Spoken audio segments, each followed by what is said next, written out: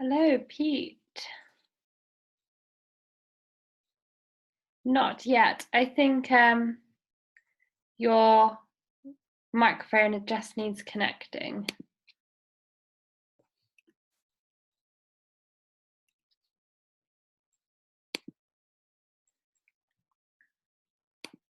Oops.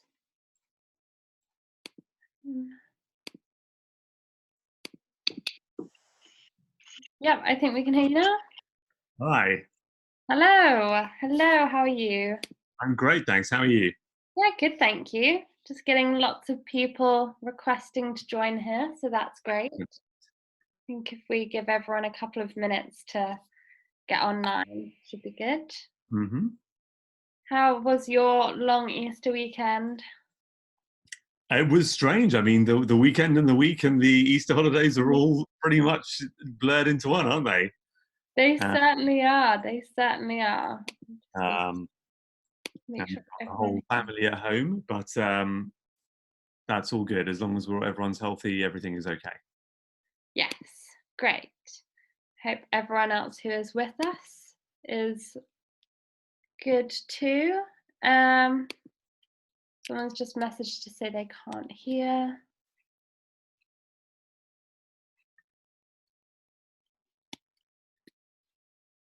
I think.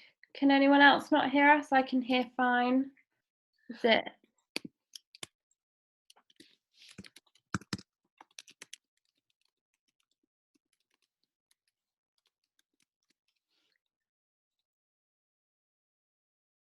Okay, oh, lots more joining us, which is great. Lovely to see everyone. Quite a few new names, which is always good to know.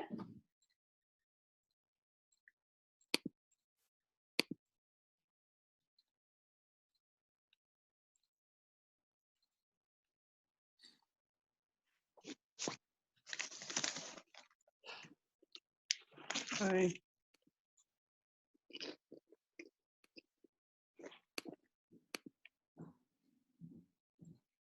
I'll bring my holding screen up.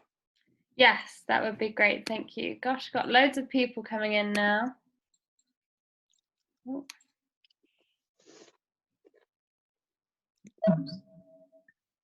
Oops, there we go.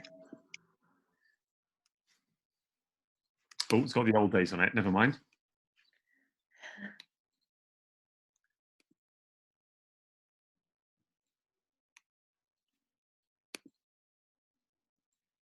Okay. Great turnout so far. Looking good. Give it a couple more minutes.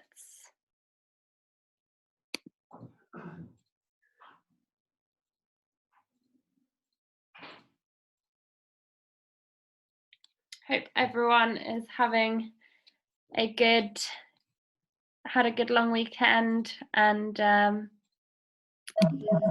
semi-coping with current isolation. Just for everyone who's already here with us, I hope you can hear me and Pete okay. I'm Amanda from Loan Design Club, the events and sponsorships manager.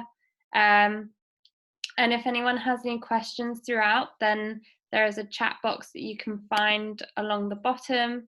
If you have any questions or comments, please do put your questions in the chat box and we will be answering them throughout. Pete, is it okay for people to ask throughout, or would you prefer all questions at the end? No, that's fine. I'll ask throughout, and what I'll try to do is if there's a question which is going to be answered later on in something I say, then I might just hold off and just keep going, and you'll hear the answer as I go through. If there's something which comes up, which is a kind of a clarification or an objection, or someone thinks that I'm saying something stupid, then I'll see if I can address it as I go along. I'll try and keep all the right windows on screen at the same time. I'm sure no one will be messaging to tell you you've said something stupid, but thank you.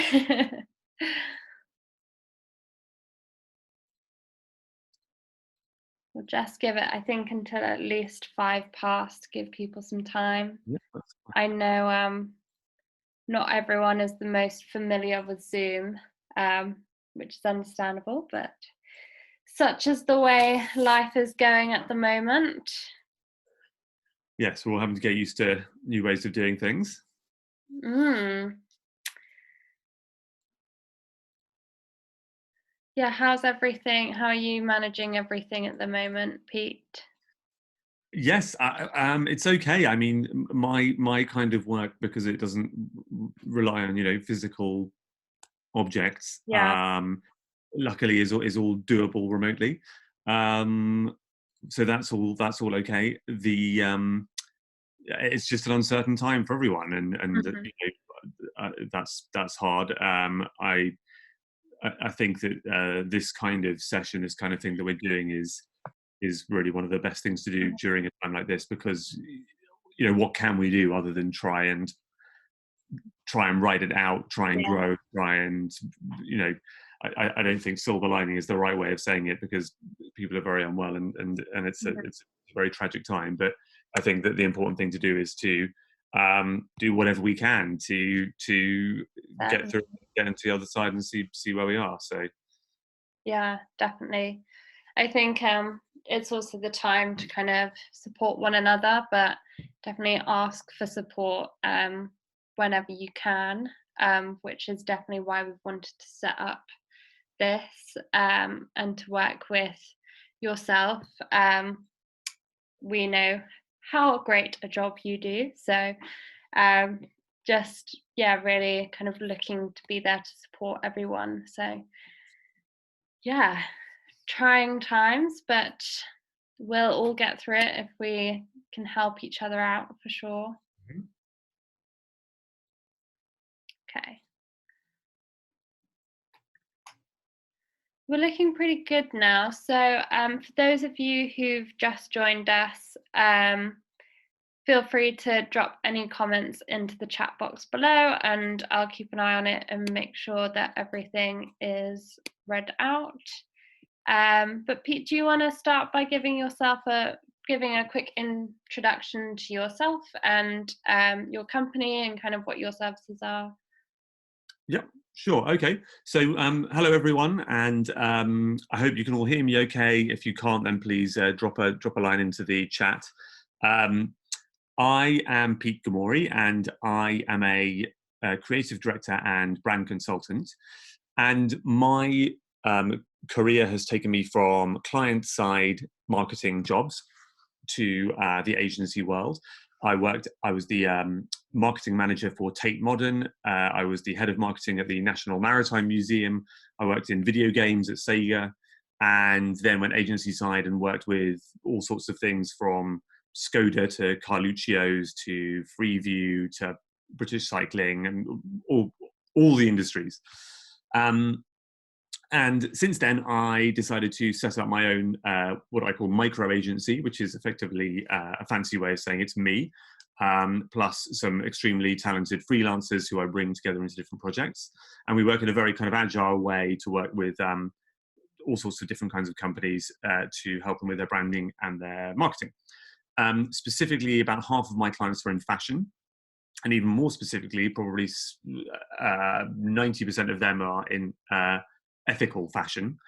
And what I usually help people with is either their brand identity and their brand positioning, or their content, or a campaign, or something like that. And so what I do when I give talks and do webinars is my kind of core theme is really explaining my way of thinking, which I use to help all of my clients, so that I can try and give that way of thinking to other individuals, so that they can try and sort of do it a little bit for themselves. And that's why this kind of presentation is called Building Your Brand Identity, because whether you're working on your actual branding, or whether you're working on your content, social media, emails, whatever you're making, stuff for your website, or whether you're working on an ad campaign, everything comes back to the same thing for me, which is your identity as a brand. And what I mean by that, as a kind of a spoiler for the entire presentation, is your attitude, your energy, your spirit, and expressing that through everything that you do. Now, obviously the big thing which everyone's worried about in both in fashion and in retail in general is, what do we do right now? Most companies can't sell right now, and probably shouldn't sell when we're not selling essential items. Obviously, I don't know everybody who's on the call, but if you're speaking specifically about fashion, a lot of things, a lot of companies have just straightforwardly stopped selling and stopped shipping. And there's a whole question of, so what is it that we should be doing both during this period and in order to ensure that we come out the other end in a way which is where we're still in business and able to sell again. And again, for me, that question is not a question of tactics. It's a question of going back to the whole initial point of all of communication and all of marketing and all of branding for me, which again is refocusing on that attitude and saying, what can we do to communicate and to engage people with something that expresses that and helps them and makes them feel good without doing the sell.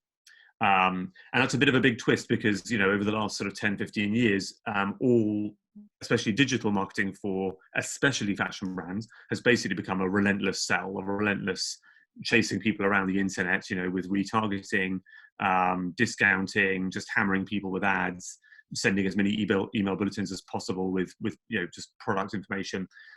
And what I'm suggesting is that this is a great time to just totally rethink that, basically, and just rethink your relationship with people, because first of all, we just have to now, and secondly, it will benefit you in the long run anyway. That's a long first slide. Let's get on to the second slide and see where we get. Great, take it away. We're all on plan. Great. So the three things which I'm going to talk about really here are telling a story, moving from practical to emotional communication, and content planning. And what I'm not going to do from this point on is say, because of coronavirus, basically everything which I talk about applies both to the period we're in right now and the ongoing future.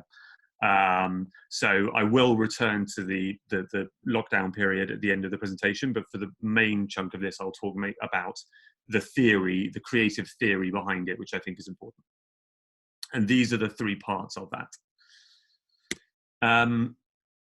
Something which is important to say is that when it comes to branding and marketing, none of this is as complicated as it sounds. We haven't done a kind of a roll call here, but I'm assuming there's a kind of a mix of different experience levels. Some people may be seasoned marketers, some people may be completely new to this, and everything I say will be kind of mind-blowing and new and sound really weird. But even as someone who's worked in this kind of role for about 15 years now, to me, it's actually just about applying what I call advanced common sense. So if you're not basing your marketing decisions, your branding decisions on something that everybody could figure out without a whole bunch of theory and textbooks, then you're doing something wrong anyway. Because really what all marketing and branding tries to do is to tap into who we are as people and engage with us as people. And we're all people, so we all know what those things are. So really none of this is as complicated as it sounds. It's about getting back to that basic kind of gut instinct stuff, and then just finding a way of kind of rationalizing it and planning it out and ordering it. So let's start with telling a story. Storytelling is a kind of a bit of a buzzword in marketing and branding, and I will explain what it means to me. I don't really like the word storytelling itself, just because it sounds kind of like a thing. It sounds like a thing that should have TM at the end, and it's some sort of big secret. It's not a big secret at all. It's just when you flip it around and say it like this, telling a story, basically all it means is the best kind of branding, the best kind of marketing, the most powerful communication doesn't sell, like I was saying before. It tells a story, and through that story, as a customer, you understand why something might or might not be right for you. And the better the story is, the more people are going to be drawn to your brand and your product and believe in you. So the trick to telling a story is to evoke something more than the product or service you're selling. So again, if you're in fashion, if you're selling clothes, effectively what I'm saying is your product is your apparel. It's the items that you're selling. And the first thing everyone does when they start getting into business as a fashion entrepreneur is set up a website, take a lot of product shots against white backgrounds, and upload them onto a kind of a grid-looking website and start selling, which is absolutely fine and it has to be done. But all that does is it sells the product. And what we want to try and do if we're creating a brand is sell something more, evoke something more than the product. Here's a strange slide. It's a load of bottled water. Bottled water is obviously not trendy for lots of reasons nowadays, but this is a slide that I designed a few years ago and I keep in here because I'm kind of obsessed with bottled water in terms of branding. Despite everything that these guys say about the mineral content and the provenance and all that kind of stuff, this is basically hydrogen and oxygen. You know, like 99.999% of this is hydrogen and oxygen in all of these bottles. And yet somehow they've managed to create, you know, a bottled water for a fancy dinner party and a bottled water for your morning run and a bottled water for people who want to think of themselves as, you know, technical experts in nutrition and that kind of thing. It's all the same product, but it's pure branding. That's what they're selling. And it's very easy to scoff at this kind of thing, but it's really important to look at what they're doing, these guys, and sort of decode it and say, okay, I understand why they're doing it and why they're selling because of this.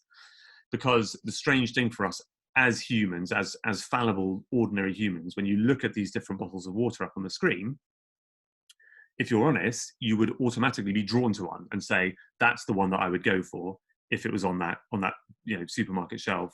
That's the one I want to see in my cupboard.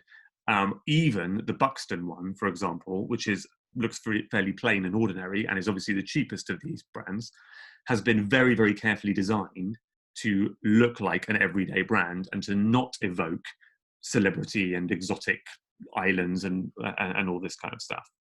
So the point of this slide is that even something as banal as water can appeal to our emotional needs and our desires to see ourselves in a certain way. And if they can do it, then we can do it with the awesome creative products that we're making in fashion. A few examples of companies who've done this really well, which you'll all be familiar with, but really this isn't, again, about any great genius, you know, here. This is about just pointing out the examples of things which I'm talking about. This is Airbnb. So you'll know that Airbnb over the last sort of 5, 6, 7 years repackaged effectively holiday guided tours and paid you know, trips and things like that into what they call experiences, where, for example, you can go on a cooking course or you can, you know, go horse riding or whatever it might be. And in the old days, you know, this would have been something that was seen as, you know, okay, guided tour, something you might have done on, you know, your parents might do, something like that. But they made it look super cool on their website, basically by turning it into something that looks kind of cinematic and epic and Instagram ready. And this is the way that they present it. And really, the point is, what they're not selling here is become a better chef. They're not selling anything like that. What they're selling is feel like you are the kind of person who has this kind of experience, who loves sharing good times with their friends, who loves to relax and enjoy life and drink it all in. That's what they're selling, not the actual practical experience itself. The animals' experiences, they're not actually selling get better at horse riding. They're not actually selling become a zoology expert. They're selling, I am at one with nature. I'm wild and free. I love, you know, they're selling that kind of thing, that emotional benefit. In the world of fashion, Patagonia are experts at this and they're brilliant, and you could do much worse than studying a lot of their advertising and branding. And the reason they're so good at what they do is that they're able very seamlessly to combine selling the practical benefits of an item of clothing they have, which is all quite technically, you know, robust. They're very good at doing that sell and the emotive sell at the same time. So, for example, this ad here is about a waterproof and breathable and, you know, high-tech bit of equipment, but actually the clothing itself takes up about 3% of the entire image here. And what they're actually saying to you is you can buy your outdoor stuff from a more technical and potentially, you know, more a brand which is more practical, or you can buy something which is more smooth and breathable from us, and we're going to make you feel like what you're doing is epic and is amazing and is wonderful and adventurous and exciting. Here's another ad they did. I mean, this is brilliant, right? Somewhere someone is Googling this. You don't even really see the practical benefits of what they're selling here, but what they do make you feel is amazing about yourself. And this is what it's all about. This is what telling a story is. It's about, like I said, evoking something beyond the product. It's about evoking the emotional state that you will access by joining them on that story. I have another example here. This is from the brand Toast, who you may know. Toast on their website have very good photography of different kinds. This is a piece of ceramics. This is one of their product shots here. On the left, a very standard product shot, white background, little faint shadow, nice and clear, well lit, all very nice. I like that. I might have bought it at some point. But all it does, that image, is it shows me what that object is. It doesn't show me any emotional reason to buy it. But what they're very good at is, on other parts of their site, first of all, constructing images which take it beyond just an object. So, sorry, obviously the exact object isn't in this second image, but you can see what I'm trying to say. They've created a very nice still life. This is probably shot in a studio, but they've made it look like, you know, Tuscan sunset, wonderful holiday, romantic, beautiful, relaxed, rustic, you know, all that kind of thing. So they've taken those kinds of same things they're selling, and they've told more of a story just by arranging it into this kind of still life. But then additionally, they're very good at going even further than that. And this shot here, just like the Patagonia one, the actual object that they're selling doesn't take up the majority of this image. It looks like, as I was saying, this kind of family lunch, getting together with the grandma and granddad out on holiday somewhere beautiful. It all looks relaxed, it looks human, it looks real, it looks emotive, and that is what you're buying into when you buy a plate. So again, just to keep recapping, I'm not saying what you need to do is think, right, we need to fly off somewhere and do a photo shoot. Obviously, you can't do that anyway right now. What I'm trying to say is, when people do this, it's not because it's fancy, it's because they've thought to themselves, how do we sell people an emotional benefit and evoke something beyond just what this product is?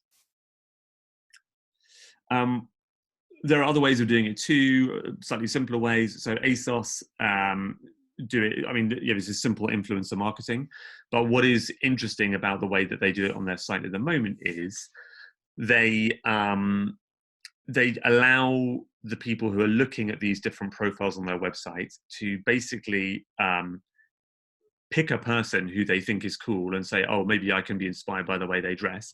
And they just have a huge page of maybe 20 of these different people on one page that you can pick from and select your person.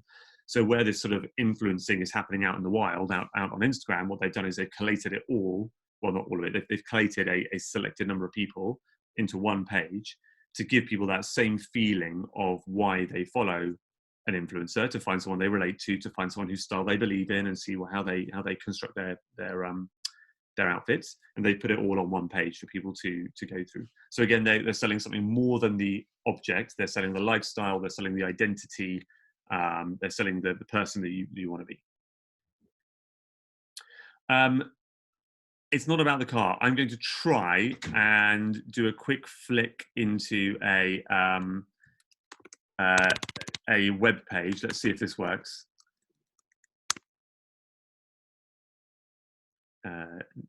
New share.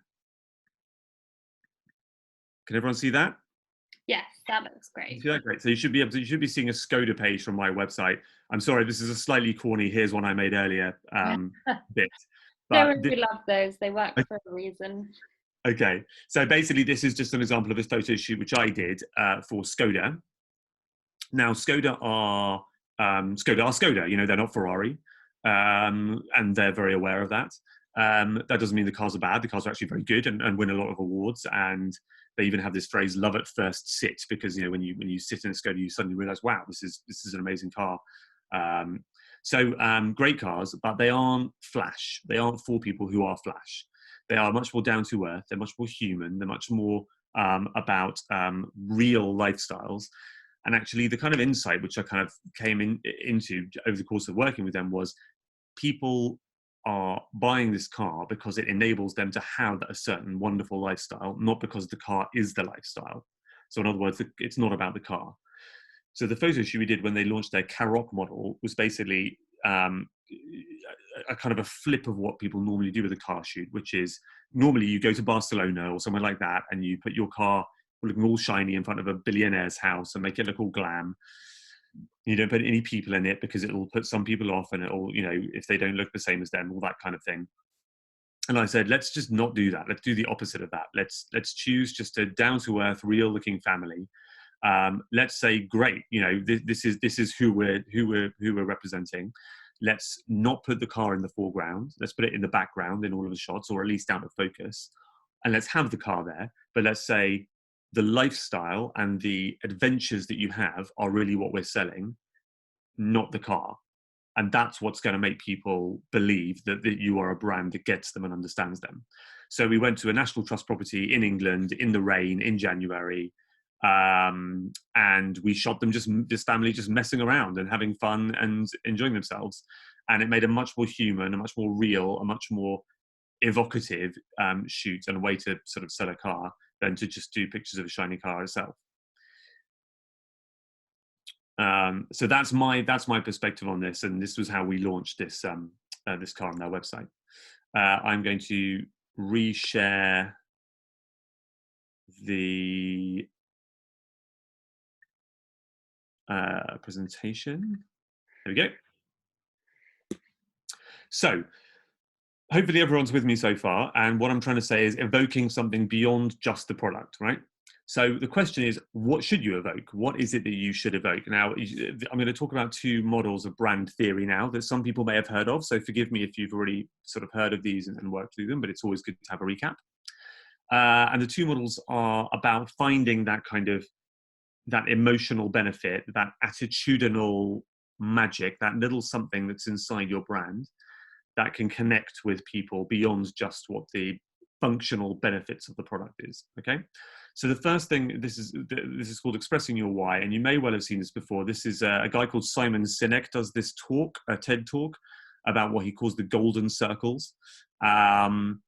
If you haven't seen it, Google it. It's pretty good. It makes a very good point, and he's quite sort of intense, but the theory itself is very good.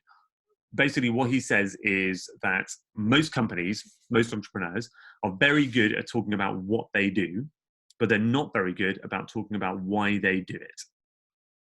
So he has these three circles, and he says most companies communicate sort of from the outside, starting from the outside, and he says you should start at the inside and communicate outwards.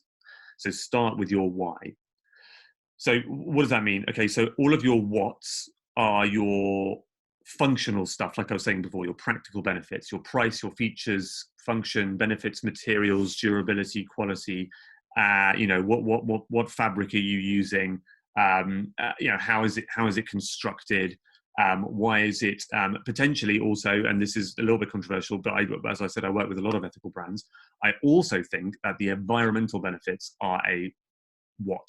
I think they're a functional and practical benefit. They're a very, very good practical benefit, but I still think they fall into that category, because there are lots of brands now who put, you know, this is how much CO2 you've saved. That's great. That's absolutely fantastic. But that's a kind of a thinky thing. That's still a practical thing.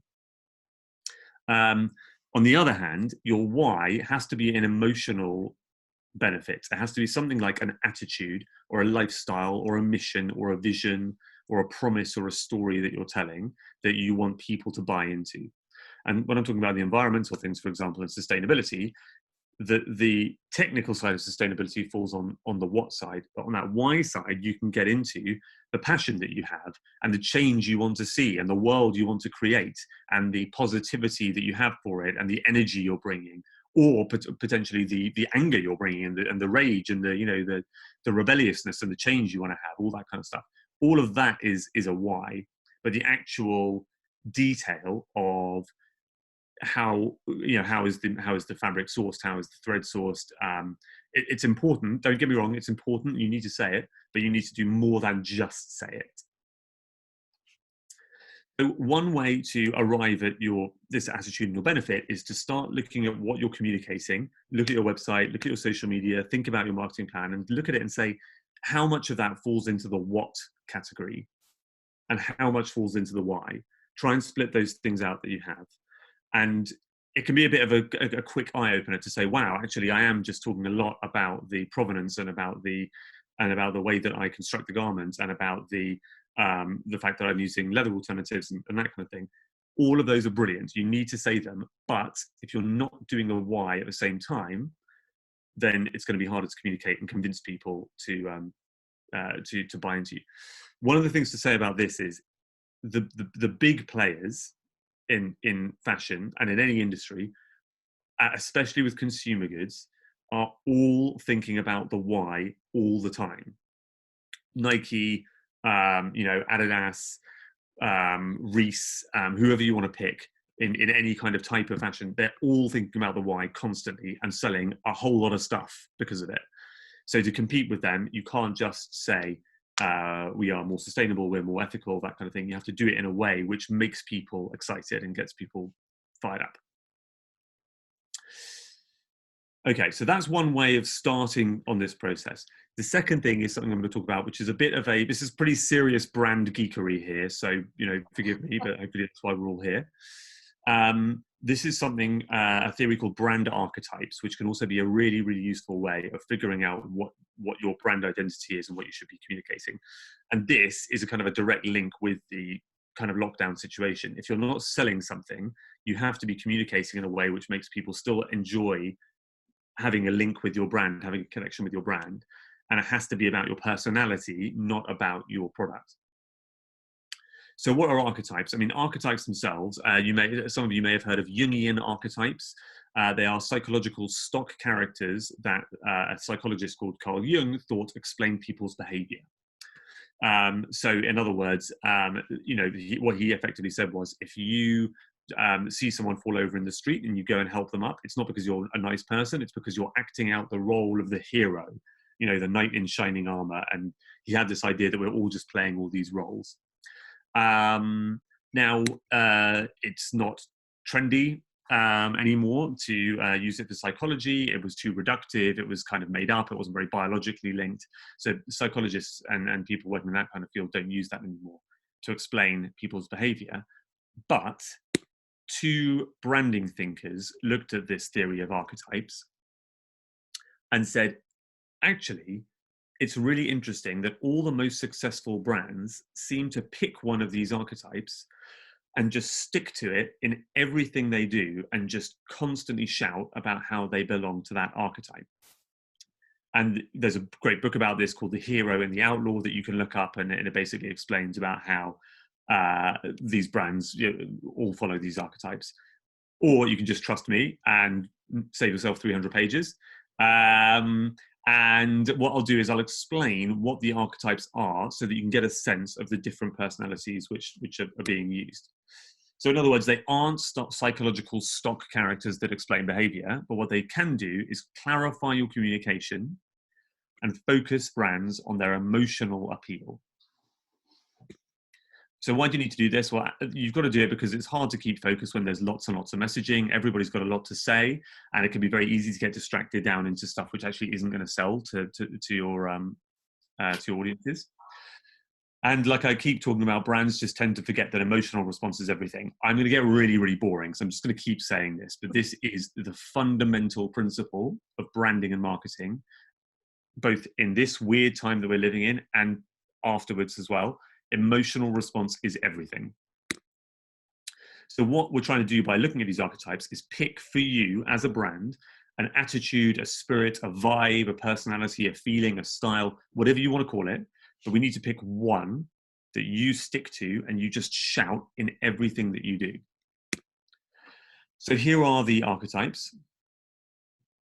And what I'm going to do is I'm not going to give you examples on all of them. I'm going to give you a quick brief overview, and if you're interested to learn more about this, you can by all means contact me if you'd like to. You obviously can go to Amanda, You can also just Google this to do a bit more reading on this, because there's lots of stuff about it on the internet.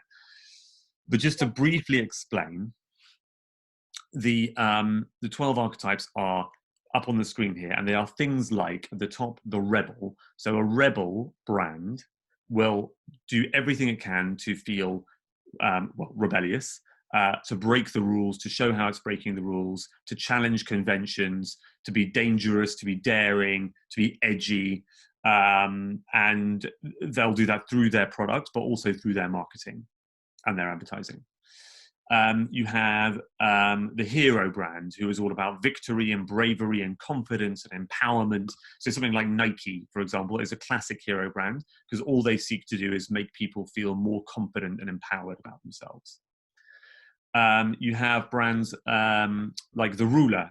So a ruler brand is basically just something which is very dominant, which is very authoritative. We are the best of the best of the best. We look glamorous, we look shiny, we look amazing. And lots of those big, fancy kind of Italian designer brands will do that. The Optimist is a brand which is all about happiness and simplicity and joy and just sort of having fun and being relaxed and that kind of thing. So like I say, I won't go through them all, but you get the idea that basically these are just 12 distinct personality types which have been categorized by these brand thinkers, and originally by this guy Jung. And the point is that you can say anything you want about your brand, but if you don't say one of these 12 things, if you don't represent one of these 12 personality types, people just won't click as fast with what you're saying. And that's really crucial to, first of all, just because of the speed of communication. Someone sees your post on Instagram, a millisecond later it's gone, and they're looking at something else. So you really need to catch their attention fast. But more importantly, because everybody in every type of walk of life, every type of person has different emotional needs that they're trying to fulfill by buying products and buying fashion and dressing themselves. And picking one of these personality types will help that person, that customer, understand what you're going to bring to them emotionally and not just practically. If you're buying shoes, there are thousands of places to buy shoes from. If you're buying t-shirts, you buy a white t-shirt, there are a million places to buy a white t-shirt from, and yet people seem to pick specific places to go to, right? Buying a little black dress, you can get that in every single shop, and yet people say, no, I get mine from there. It's not, everyone claims it's for some kind of practical reason, but actually psychologically, there's something else going on. And what they're really saying is, that brand spoke to me, that shop spoke to me. I felt glamorous when I went in there. I felt carefree when I went in there. I felt romantic when I went in there. That's what they're getting from you. And they won't know that unless you stick to communicating one of these personalities really, really clearly in your messaging. So again, like I say, look it up, or if you'd like to contact Amanda, and she can talk you through how I can help more. This is a slide which I have, which just explains in a bit more detail what the different archetypes do. For the sake of time, we won't go into it right now, but they each have a very distinct and very clear personality type. Very quickly, here is a chart which I've just mapped different brands against the different archetypes. So like I said, Nike are the kind of, fashion brands specifically. Nike are the archetypical hero brand. Gucci is a ruler. We've got Patagonia down here as the explorer.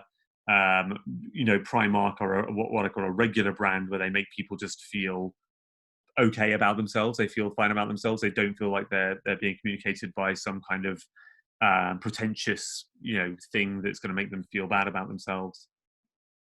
So lots of brands already stick to these different principles. So just to recap, then, the rules are you have to pick one of these archetypes and stick to it in everything you do. The second thing is that the archetypes are a spectrum. Different people will express rebel in different ways, but that's okay. You need to find something that works for you, your customers, and your staff if you have them, because there's no point saying, hey, we're going to be a rebel brand and we're going to be outrageous in everything we do if all the people who work for you aren't going to be able to believe in that. You have to make sure you're differentiated in the marketplace. So think about Coke and Pepsi. They occupy different places. So if you're selling scarves, make sure that your big scarf rivals are not doing the same thing as you. You know, have a look and have a bit of research on what everyone's doing and pick something different. And just remember that your brand rubs off on your customers. So what do they want to feel like? And you need to give them a little bit of that. Now, here's a critical thing, okay? Your logo is not your brand. Your logo is a part of your brand, but there's so much more. And this is something which also people kind of tend to forget. There's all kinds of tiny bits of detail across your website and your social media, your packaging, the way that you communicate with your customers, which is forgotten about. Just as one example, microcopy on websites is often overlooked, I've said here. You know, when you have a web form, often it says submit at the bottom. Now, submit is quite a submit is a word which, you know, you could use, but you could also say let's go, or yes please, or I'm ready, or yay, or you can say whatever you want in that text, and you've got to pick something that matches your brand. So for example, the example on the right there, I want to hug the people that created this. This is for a bit of project management software, right? And then on the right it says start free trial, or you have to click on no thanks, I hate hugs. So that is the idea here. They've thought about every little detail there, and they've worked their brand into it. So then what? So the idea is, if you're constructing a brand and you're trying to make it successful, is that you do that kind of thinking. You pick a personality type. You just lock it down and you say, I'm going to do that. I'm going to be that brand. I'm going to communicate it in every single thing I do, every Instagram post, every bit of product copy on the website, you know, every ad I put out there, every press release, every time I have a complaint. Every time I have a complaint, I'm going to behave in the way that this brand requires. Once you've decided that and you've written that down and you've got it codified and you've maybe talked to a brand consultant about it and you've got it in your brand guidelines or whatever it is you do, you then got to actually make it happen and do it for real. So I'm going to talk a little bit about how you can start to do that. And then I'm going to return back to the lockdown time and talk about that for a bit. So, brand touch points. What are your brand touch points? Just, it's worth sitting down and thinking this through, because often people will forget that something that they're working on is actually a brand touch point. In other words, by the way, sorry, a brand touch point, what I mean is a place where someone can come into contact with your brand, basically. So your website, your social media, any video you're putting out there on YouTube, all of your email newsletters, your CRM, anything you put in your pack or on your pack, swing tags, you know, all that kind of thing, any customer interaction that you have on the phone, all your advertising, all the testing you do with your advertising, these are all brand touch points you have. And what you want to do is everything I've talked about so far, storytelling, getting that brand right, you want to tell the stories across all of those channels. And one of the ways to do that when you're working at a small budget or without a huge team of marketers is to extrapolate the content that you have. So let me explain what I mean by that. You have a product, and if you do one of these classic kind of spider diagrams, you put your product and your line in the middle of that spider diagram, you can then start to draw lines that come off it, which are effectively themes that you can think about which relate to your brand. So, for example, let's say you're a dressmaker. If you think about all of the different little things which go into the energy and the manufacture and the creativity in our brand, you can think about the materials, you can think about the way that you make that, you can think about the purpose that it's for, you can think about the symbolism within any of the graphics that you make, the inspiration that's come to you, and the reason why you're making something. And you start to pull out all of these different themes. Then from those, you can then go a level further and say, okay, well, if I'm going to talk about the inspiration behind why I started to design this item, you can then talk about the historical factors that might have come into play, or cultural factors. You can talk about your story. You can talk about the technical inspiration. Maybe there's a craft inspiration that led you to where you are. And then what's interesting about that is that you can then start to pick out a coherent plan for saying, but what about all these different things is actually going to work for my brand? So, for example, let's say you were the kind of brand that was going to talk about, like I said, with these archetypes, your explorer nature. You know, you're adventurous. You love exploring. You love different countries and cities. You love finding new horizons, and that's reflected in your clothing brand. You can then talk about the provenance. You can talk about the tradition. You can talk about the lifestyle and the lore that goes into the products, and that's very different from if, for example, you were more of a kind of a creator brand, when you would want to talk more about the sensory nature of the product, the physicality that maybe goes into making it, the activities that you do when you're wearing it, that kind of thing. So you can see by grouping things differently, you can put out a very different kind of brand perspective. And then the idea is that you can make what is effectively a content plan, starting out with your brand messaging, your why across the top, pulling out that kind of top level of themes underneath that. And let's say you're planning content for 6 months. You only need a few themes. You only need, let's say, 4 top themes which relate to your brand message, because then what you can do is underneath the themes come up with topics, and underneath the topics come up with posts. So, I mean, this is a random example. My parents are Hungarian. So if I started a fashion line, I might be, I might want to say, okay, well, one of the themes around my brand is my Hungarian heritage. So then within that, there's topics which pop up quickly, such as embroidery is big in Hungarian clothing. And then suddenly I've got a whole bunch of posts I can write. Similarly, within Hungarian culture, there might be something about the food, the drink, lifestyle, whatever it might be. So it just very quickly leads you on to getting to posts which all kind of link up coherently to a top level brand message. And like I was saying, basically what my message at the start was, none of this is as complicated as it sounds. If someone sat you down and said, right, let's do a brand strategy, marketing plan, content plan, go, it all seems a bit overwhelming. But actually, if you basically just think through the steps one by one, it's all within you already. It's just about sort of bringing it out and teasing it out using the right kind of creative models. When you're making that content, just one little note. I know, like I said, I'm going to get boring. I'm just going to keep returning to this. That emotional communication, things to think about when you're making your content. If either now you're able to do any kind of photography or animation or whatever you might be able to do, or for the future, the things to think about are here. Your location, your cast, props, light, color palette, emotion and attitude. All of these things need to come back to this question: what do you want your customers to feel? People have asked me in the past, should we use this model? Here's a couple of models that we like. Should we use this model or that model? And I say, well, look, the question is, what emotion are you trying to get across, and which model is which model is going to express that the best? Should we use this location? Maybe. It depends on. I'm not going to say yes or no until you tell me what the emotional attitude you're trying to communicate is, and then a spooky forest or a rundown factory or or the middle of the street might be the right thing to use, depending on what your emotional attitude you're trying to get across is. Okay, so I've talked quite a lot. I'm going to talk a little bit more, and then we'll see if anyone has any questions. A couple of notes on lockdown. Now, I wrote an article recently, which I posted to LinkedIn, where I basically said, look, I've got a number of fashion clients. People aren't selling right now. We should be avoiding non-essential purchases. We're all doing our bit, and we're going to get through this, and it's going to be tough.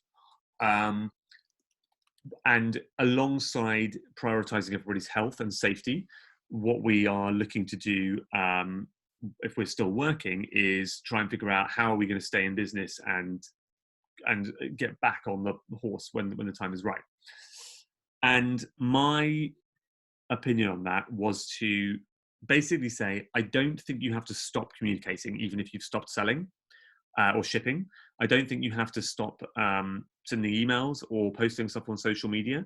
I think what you need to do is change the way that you're doing that and change the messaging you're putting out there. And I really had 3 kind of key things that I said in the article. The first thing is a phrase I came up with, which is be a partner in Lifecraft. Now, again, I'm sorry, that's a really awful agency-ish kind of phrase, but just to explain what I mean by that, I have this idea that people like to curate and craft their life basically around themselves. We're not in control of so much in our lives, and even more so right now. This is, one of the ultimate versions of that. But people like to shape and control what they can to make themselves feel a certain way, feel like they're living their best life, like they're being themselves, expressing themselves, to give themselves confidence, to just create the world around them that they want. None of these things are bad. They're all okay and totally good and completely human. And even during our lockdown period and this kind of time, I still think that people want to do that even within their living rooms, and even if they can't necessarily buy or access new physical objects from you. So just to explain, I've got this kind of quote here that I just took out of my article, so I'll read it to you really quickly. If you can show that you're not just selling people stuff, in other words, that you're not imposing your aesthetic and world of view on them, but that you're helping them craft their life even in this strange new world, you'll build stronger bonds with your audience, and they'll reassess their view of what it is you can provide them during less social times. So, in other words, if you just try and sell them stuff right now, it's not going to work and it's going to go quite badly. But what you want to be explaining to people is that even without taking their money and giving them things in return, you're able, as a brand and as a company and potentially as a person or an individual designer, to help them craft their life in some way. This may be through content. It may be through communication and talking to people. It may be through letting people into your world and accessing what you're doing a bit. So, for example, a lot of people who buy very beautiful, creative, unusual jewelry aren't necessarily artists and jewelers and craftspeople themselves, but they just have this little feeling in themselves that they have a bit of that in them somewhere. And by buying these things and wearing them, it helps them express that and focus that and draw that out of themselves. And my question to all of you is, so what can you do to help people with that same emotional need, even if you're not actually shipping them something? What can you do through your content, through your blogs, through your social channels, through your direct contact with them and your conversations with them? Ask me anything, questions up on Instagram, live streams where you answer questions, all that kind of thing. What can you do to help people feel the thing that your products normally give them? And it might sound a bit complicated, but I hope everyone understands roughly what I mean by that. Just as one example, I had a lovely chat with somebody who runs a company called Adventure Tours UK, who do really nice trips to Wales, and obviously that's just not happening right now, and that's an industry that's been completely impacted. And we were talking, and one conversation we had was, so what is it that people get out of an outdoorsy, natural trip to the beautiful countryside in Wales? And is there something that you can give them that just helps them still express that need that they have through that, but just by doing it through content and social channels? So at the moment, they're posting some wonderful videos and some content that they've captured from their walks in the past. They posted a recipe for a Welsh cake called Bara Brith, which is for people to make at home, which you might have taken out on your walk, and sort of just bringing these outdoorsy things back to people, but virtually, and making people feel good about themselves like that. So again, as a fashion brand, what can you give people? Creativity, imagination, inspiration, fantasy, all of these different things. You can still give people those emotional things and help them with this kind of life craft that they still need and want without shipping them things.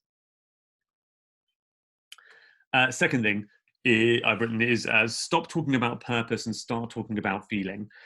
Now, purpose has been a kind of a hot word in marketing for a long time. I may regret saying this, but I think it's the end of that word. I just think it's dumb. The reason I say that is that if right now you are not in this situation as a company that manufactures something like I'm talking about these big companies, right? If these big companies who talk about purpose aren't doing something to help the current situation and manufacturing PPE and helping the NHS and all that kind of thing, then any chat they've got about purpose in the future is just going to be completely seen through, right?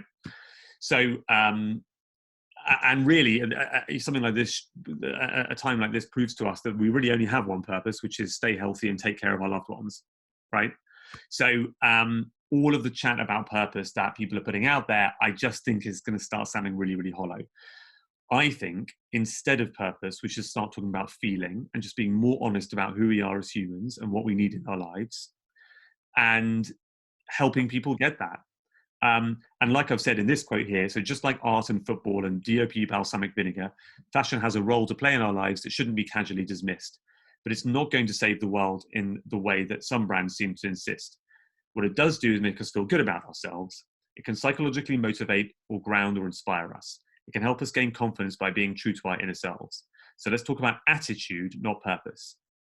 The sentiment of purpose for any consumer brand, the context where people are dying in our communities is going to crumble very quickly. Now, the obvious caveat I have to say here is I'm not talking about environmental work here. What I am saying is that anything which you're doing where you're trying to communicate with someone, if you don't talk about the attitudinal and emotional side of why you're doing it as individuals, as humans, and connect with them like that, then number one, that it's just not going to work and people aren't going to buy into it.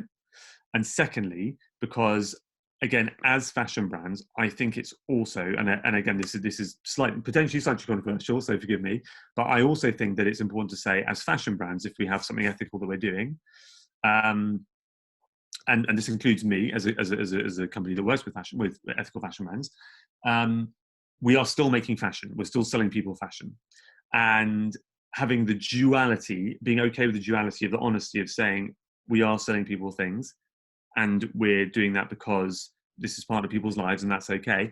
And we're doing something which has an ethical and sustainable vision and mission too.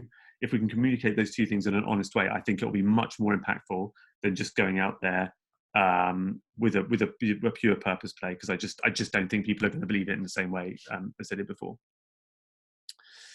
And then the third point I made in my article was about content in a slow time.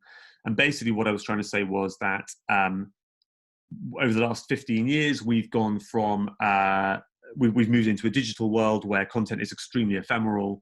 It's reduced to, 150 characters. It disappears quickly, and we just fire stuff out there constantly without thinking about it. That's all okay, but I actually think that what we'll realize in this slower time is there's only so much Instagram you can scroll through before you start feeling a bit ill.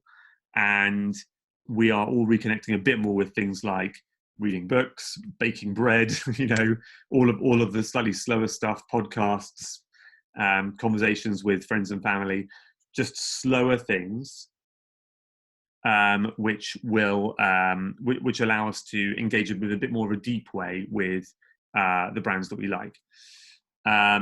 So when I say slow things, I think a lot of fashion brands would do better from having, for example, a quarterly journal, than a weekly email bulletin.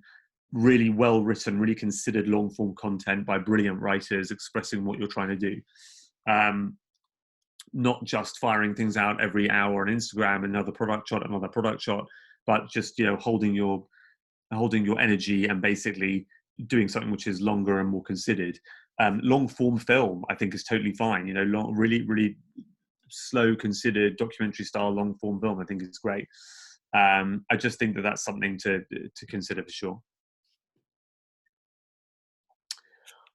And that is basically everything I've got to say. I've gone through quite a lot of stuff there. I've basically given you pretty much all of my secrets in terms of brand marketing in the space of about 50 minutes.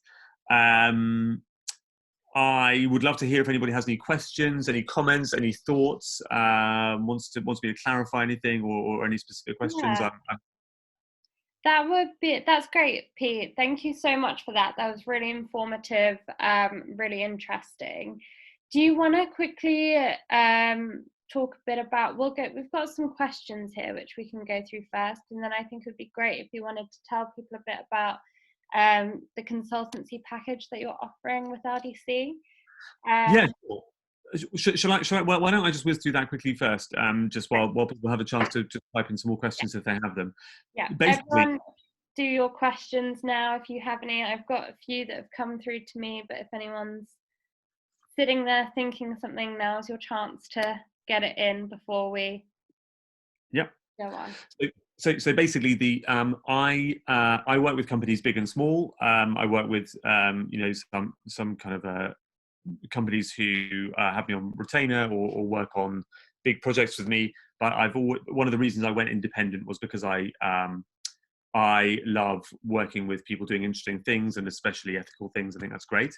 And I have tried to find a way of helping smaller companies and entrepreneurs with getting the kind of expertise that I give these big companies, but just in a hyper speed, much quicker, much more condensed way, which can be, just a couple of days of working together.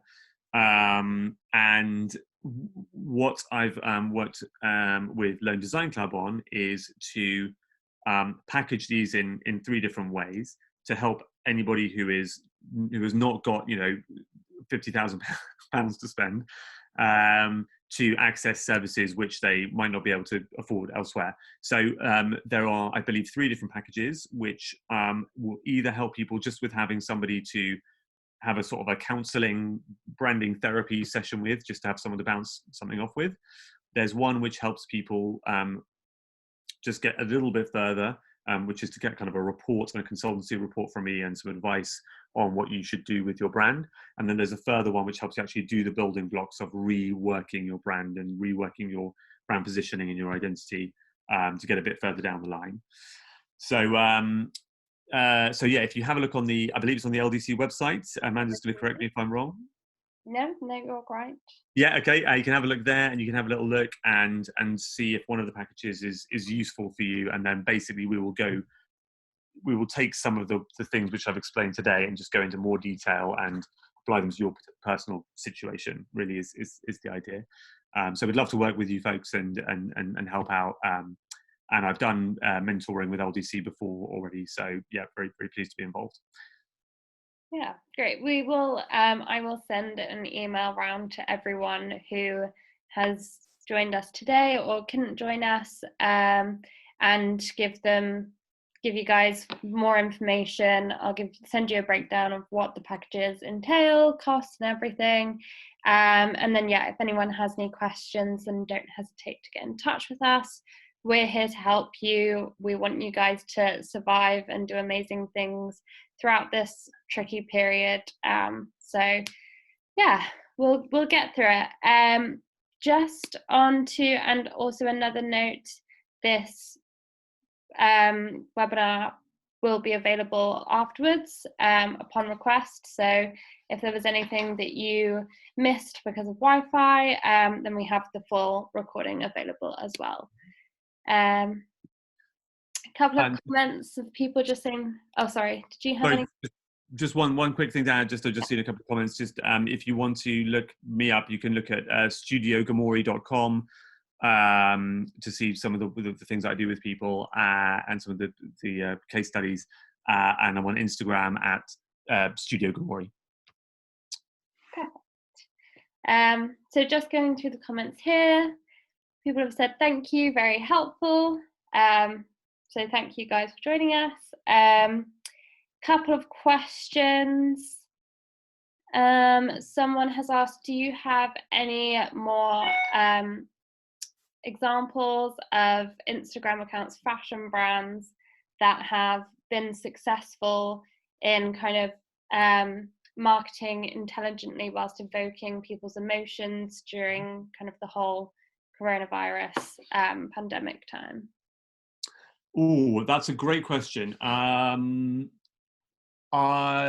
me just have a little think. Okay, so this is a bit of a random one, given that I'm talking to people who are probably not quite on this, working in this field, but there are a couple of football shirt resellers.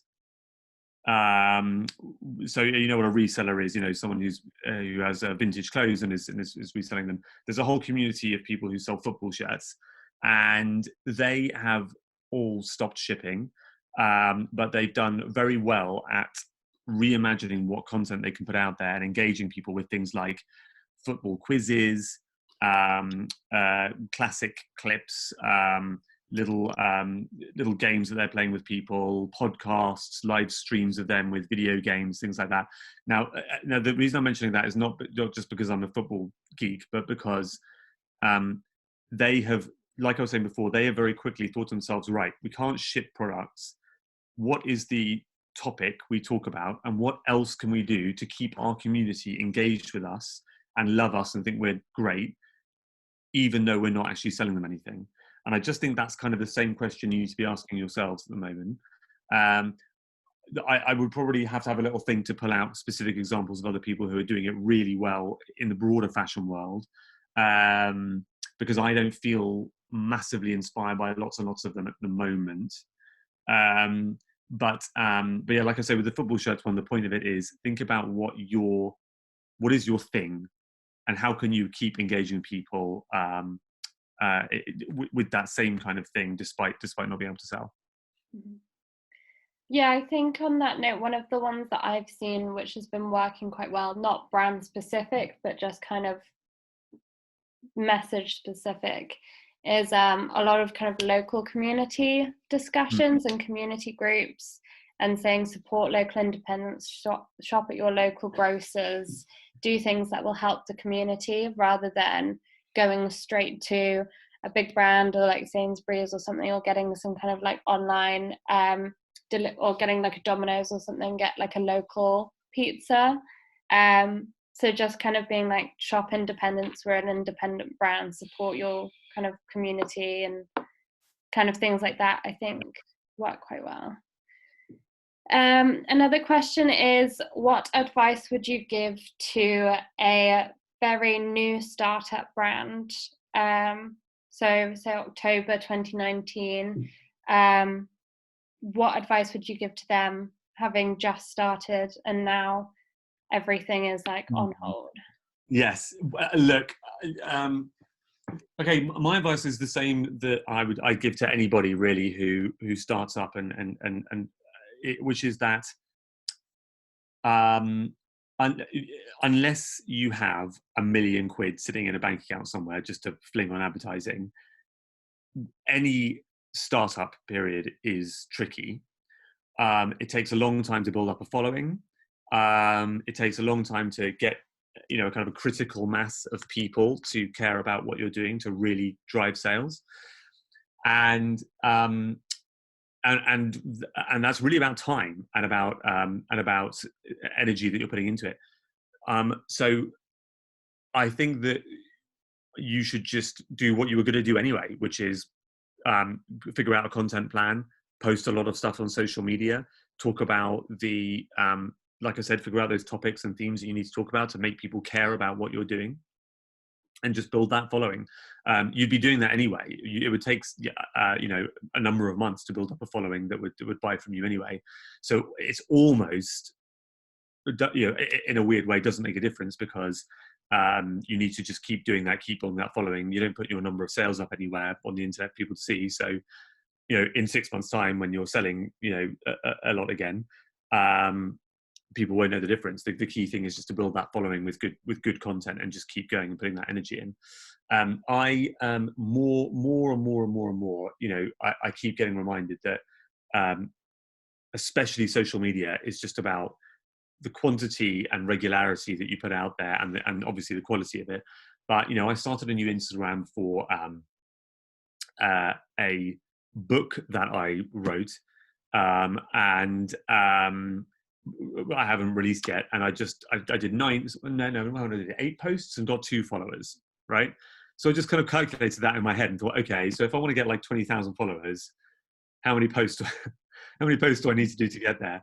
And when you think about it like that, you just think, okay, I just need to put a lot of work in, just do a lot of posting of good stuff. And so really my advice is not different to what it would be for anyone else. The only thing I would say is if you are sitting on £1 million for whatever reason, don't spend it on advertising right now. Just keep it ticking along, keep getting those followers. But I imagine that it may be worth just saving some of that for a few months down the line. Mm-hmm. Yeah, great. Okay, cool. So that's all the questions that everyone has sent through to me. Obviously, if you guys go away and something pops into your mind that you didn't quite get the chance to ask, or you've forgotten something that we've mentioned and you'd like a couple of reminders or tips or anything, then I will be following up with everyone just to see how you found today's webinar. And yeah, if you have any questions or want to get in touch with Pete, I'll be happy to kind of make that happen. Yeah, thanks everyone. I think we will end it there. We're slightly over time, but that's always good. Plenty to talk about. And yeah, thanks so much, everyone. I hope everyone takes something away from this, and we're all in this together. Great. Thanks for listening, everyone. Thank you very much. Thank you. Bye. Bye. That was fantastic. Thank you. Bye-bye. Bye.